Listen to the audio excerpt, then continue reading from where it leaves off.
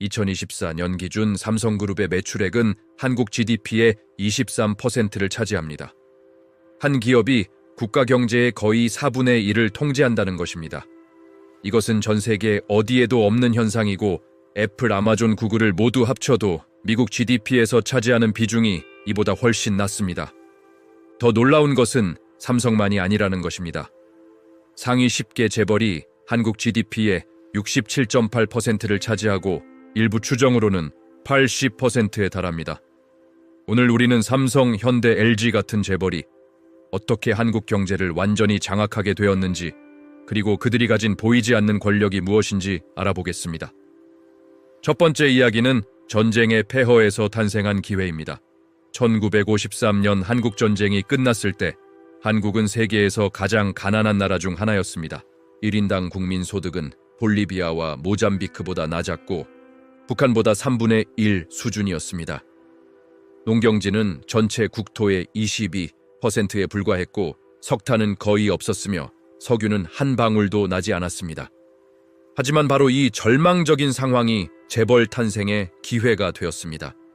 이승만 정부는 전쟁 이후 재건을 위해 미국 원조 물자를 분배할 사람이 필요했고 정치적으로 충성스러운 사업가들을 선택했습니다. 경제적 능력보다는 정치적 충성도가 더 중요한 선택 기준이었습니다. 일제강점기에 일본인이 소유했던 공장과 기업들이 한국인에게 넘어갔는데 이것도 정부가 선택한 특정 사업가들에게만 돌아갔습니다. 삼성의 창업자 이병철은 1938년 대구에서 작은 무역 상점을 시작했고 초기에는 채소와 건어물을 팔았습니다. 하지만 한국전쟁 이후 그는 제당 섬유산업으로 확장했고 정부로부터 특혜를 받으며 빠르게 성장했습니다. 현대의 창업자 정주영은 1947년 자동차 수리회사로 시작했지만 한국전쟁 중 미군을 위한 건설 프로젝트로 큰 돈을 벌었습니다. LG의 전신인 라키화학은 1947년 구인회가 설립했고 초기에는 화장품 크림을 만들었습니다. 이 초기 기업가들은 정부와의 긴밀한 관계를 통해 독점적 사업권 저리 대출 그리고 외환 배정을 받았습니다. 두 번째 이야기는 박정희의 선택입니다. 1961년 5월 16일 박정희가 군사 쿠데타로 권력을 장악했을 때 그는 중요한 선택에 직면했습니다. 기존 재벌들을 해체할 것인가 아니면 그들을 경제 발전의 도구로 사용할 것인가. 박정희는 후자를 선택했고 이것이 현대 한국 경제 구조를 결정했습니다. 박정희는 초기에 부정축제자 처벌을 명분으로 재벌 총수들을 체포하고 그들의 자산을 몰수하겠다고 위협했습니다. 하지만 곧 타협안을 제시했습니다. 정부가 지정한 산업에 투자하고 수출 목표를 달성하면 모든 것을 용서하겠다는 것이었습니다. 재벌들은 선택의 여지가 없었고 정부의 제안을 받아들였습니다. 이것은 한국 경제사에서 결정적인 순간이었습니다. 정부와 재벌의 파트너십이 공식화되었고 이 관계는 오늘날까지 계속되고 있습니다.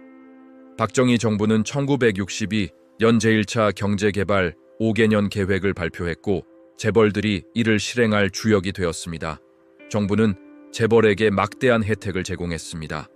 저금리 대출 세금 감면, 독점적 사업권 외환, 우선 배정, 그리고 수입 쿼터 보호였습니다. 대신 재벌들은 정부가 지정한 산업에 진출하고 정부가 설정한 수출 목표를 달성해야 했습니다. 성공하면 더 큰 특혜를 받았지만 실패하면 가차없이 파산당했습니다. 1970년대 박정희는 중화학공업 육성 정책을 발표했고 철강조선, 석유화학, 자동차, 전자산업에 막대한 투자가 이루어졌습니다. 포항제철, 현대중공업, 삼성전자, 현대자동차 같은 거대 기업들이 이 시기에 탄생하거나 급성장했습니다. 정부는 특정 재벌에게 특정 산업을 할당했습니다. 삼성은 전자와 반도체, 현대는 자동차와 조선, LG는 화학과 전자, SK는 에너지와 통신을 맡았습니다. 이것은 계획 경제에 가까웠지만 실행 주체가 민간 기업이었습니다. 세 번째 이야기는 보이지 않는 권력의 구조입니다. 재벌의 진짜 권력은 경제적 규모만이 아니라 사회 전반에 대한 통제력에 있습니다. 삼성은 약 80개의 계열사를 보유하고 있고 전자, 건설, 금융, 조선, 의료 서비스, 연구, 개발까지 모든 분야에 진출해 있습니다. 한 25세 한국 학생 이름 비아는 삼성 아파트에 살고 삼성 신용카드를 쓰며 삼성 휴대폰을 사용하고 롯데 백화점에서 쇼핑하며 롯데 과자를 먹고 현대 자동차를 사고 싶어 합니다. 그녀의 아버지는 삼성에서 일합니다. 이것은 과장이 아니라 한국인의 일상입니다. 한국인들은 태어나서 죽을 때까지 재벌의 제품과 서비스 없이는 살 수 없습니다. 재벌은 언론도 통제합니다. 삼성은 중앙일보와 JTBC를 소유하고 현대는 한국경제신문을 소유하며 롯데는 여러 미디어 회사에 투자하고 있습니다. 비판적인 보도를 하는 언론인은 압력을 받고 때로는 해고당합니다. 한 워싱턴 포스트 기사는 제목이 남한에서는 삼성공화국이었고 한국인들은 삼성이 무적이고 법 위에 있다고 생각하게 되었다고 보도했습니다. 2012년 12월 9일자 기사였습니다. 재벌은 법률 시스템도 장악하고 있습니다. 대형 로펌들은 재벌의 법률 고문으로 일하고 판사들은 재벌에게 관대한 판결을 내립니다. 이건희 회장은 2008년 뇌물과 탈세 혐의로 유죄 판결을 받았지만 곧 사면되었습니다.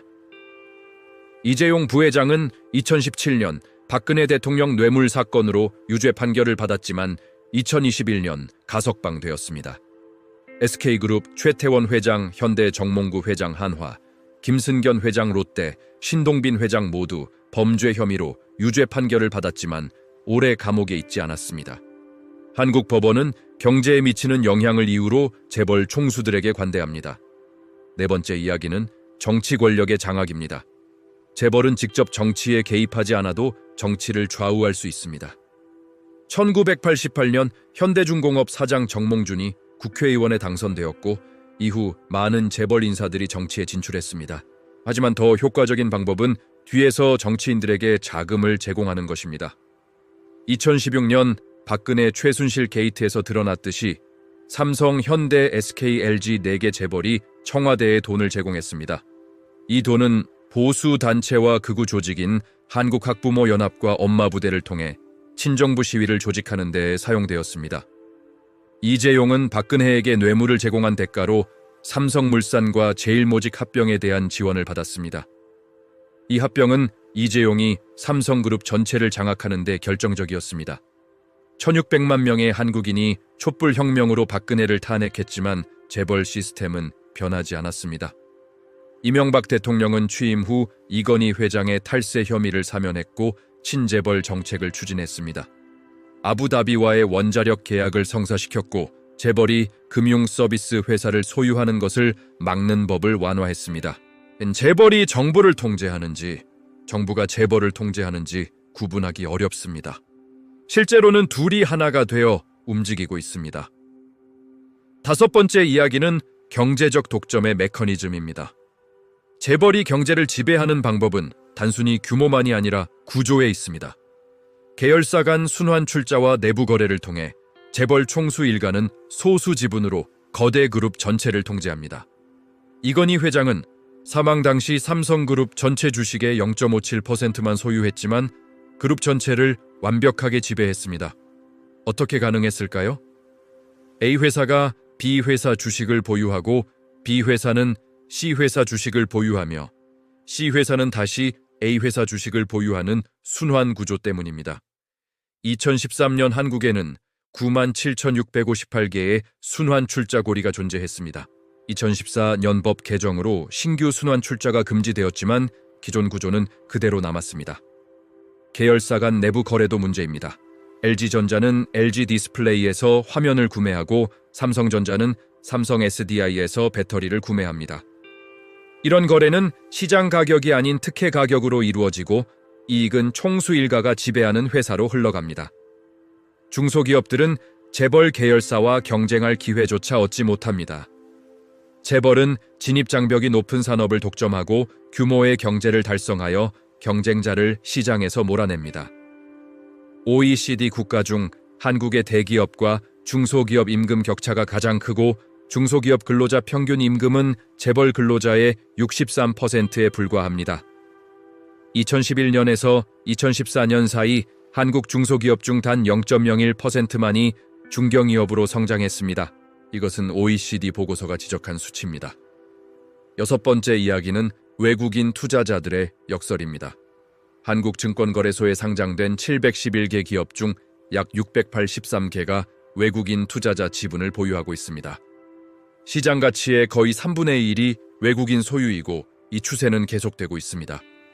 2025년 1월 기준 삼성전자는 외국인 지분이 73%, 현대자동차는 50%, SK하이닉스는 55.8%입니다. 외국인 투자자들은 재벌의 부패와 지배 구조 문제를 잘 알고 있습니다. 그들은 대주주와 소액주주 사이 지배 소유 격차가 큰 기업을 회피하는 경향이 있습니다.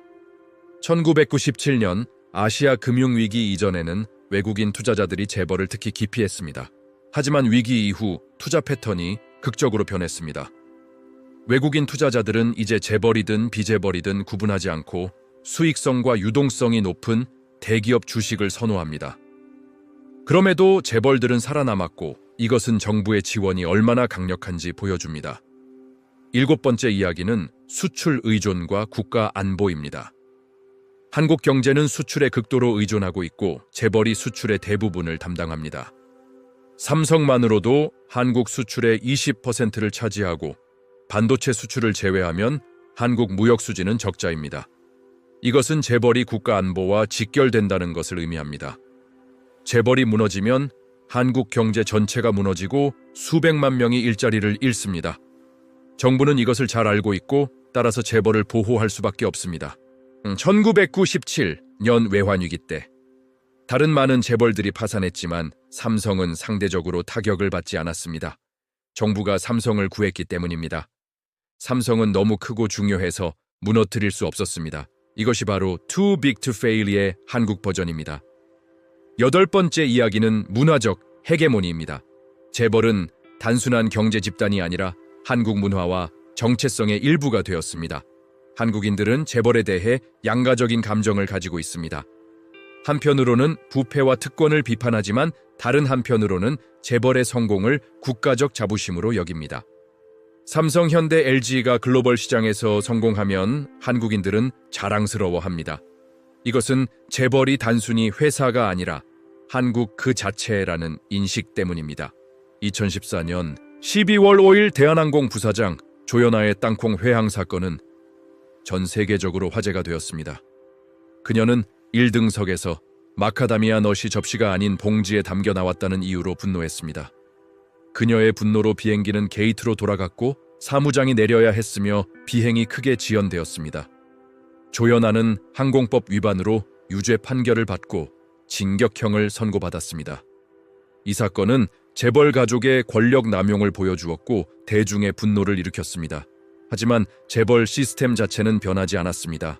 아홉 번째 이야기는 개혁의 실패입니다. 1997년 외환위기 이후 김대중 정부는 재벌 개혁을 최우선 과제로 삼았습니다.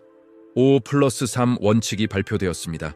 경영 투명성 제고, 계열사 간 채무, 보증 폐지, 재무구조 개선, 핵심 역량 집중 지배 주주의 책임 강화였습니다. 여기에 산업자본의 금융지배 금지 순환 출자 억제, 부당한 상속 및 증여 방지가 추가되었습니다. 20년이 지난 지금 이 원칙들 중 제대로 지켜지는 것은 거의 없습니다. 문재인 대통령도 재벌 개혁을 약속했고 재벌 개혁의 열렬한 지지자인 김상조를 공정거래위원회 위원장으로 임명했습니다. 하지만 실질적인 개혁은 거의 이루어지지 않았습니다. 왜 모든 개혁이 실패했을까요? 재벌이 너무 강력하고 정부 경제사회 전반에 너무 깊이 뿌리 박혀 있기 때문입니다. 재벌을 개혁하려면 한국 사회 전체를 바꿔야 하고 그것은 거의 불가능합니다. 열 번째 이야기는 미래의 딜레마입니다. 한국은 지금 기로에 서 있습니다. 재벌 의존을 계속할 것인가 아니면 경제 구조를 다각화할 것인가? 문제는 대안이 없다는 것입니다. 2020년 한국 상위 10개 기업 중 네이버만이 유일한 스타트업이었습니다. 한국은 활기찬 스타트업 문화가 부족하고 창업의 구조적 장벽이 너무 많습니다. 청년들은 여전히 재벌 취업을 꿈꾸고 부모들은 자녀를 SKY 대학에 보내기 위해 막대한 사교육비를 지출합니다. 2022년 사교육 총 지출은 전년 대비 거의 11% 증가했습니다. 인구 감소와 고령화는 상황을 더욱 악화시킵니다. 청년 실업률은 높고 소득 불평등은 심화되며 사회 이동성은 감소하고 있습니다. 2023년 반도체 수출이 36.3% 감소하자 한국 경제 전체가 타격을 받았습니다. 삼성에 대한 과도한 의존이 얼마나 위험한지 보여주는 사례입니다. 중국의 부상도 위협입니다. 중국 기업들이 한국 재벌의 전통적인 강점 분야인 반도체, 디스플레이, 조선 자동차에서 빠르게 추격하고 있습니다. 미중 기술 전쟁에서 한국 재벌들은 양쪽 모두와 거래해야 하는 어려운 위치에 있습니다. 그렇다면 한국은 어떻게 해야 할까요? 일부 전문가들은 점진적 개혁을 제안합니다. 소수주주 권리 강화, 외부 이사, 독립성 재고 계열사 간 거래 투명성 확대 등입니다. 하지만 이것들은 표면적 변화일 뿐 근본적인 권력 구조를 바꾸지 못합니다. 진정한 변화는 경제력 분산, 중소기업 육성, 스타트업 생태계, 조성, 공정한 경쟁 환경 구축을 의미합니다. 이것은 수십 년이 걸리는 장기 프로젝트이고 단기적으로는 경제 성장을 희생해야 합니다. 어떤 정부도 그런 정치적 자본을 가지고 있지 않습니다. 결론은 재벌이 한국 경제를 완전히 장악했고 이 구조는 쉽게 바뀌지 않을 것이라는 점입니다. 재벌의 숨겨진 권력은 더 이상 숨겨져 있지 않습니다. 그것은 공개적이고 법적이며 사회적으로 받아들여지고 있습니다. 삼성, 현대, LG는 단순한 기업이 아니라 한국 그 자체입니다. 그들이 성공하면 한국이 성공하고 그들이 실패하면 한국이 실패합니다. 이것이 재벌이 한국 경제를 장악한 방법이고 그들이 가진 보이지 않지만 절대적인 권력입니다. 한국인들은 이 현실을 받아들이고 살아가고 있습니다. 재벌 없는 한국을 상상할 수 없기 때문입니다.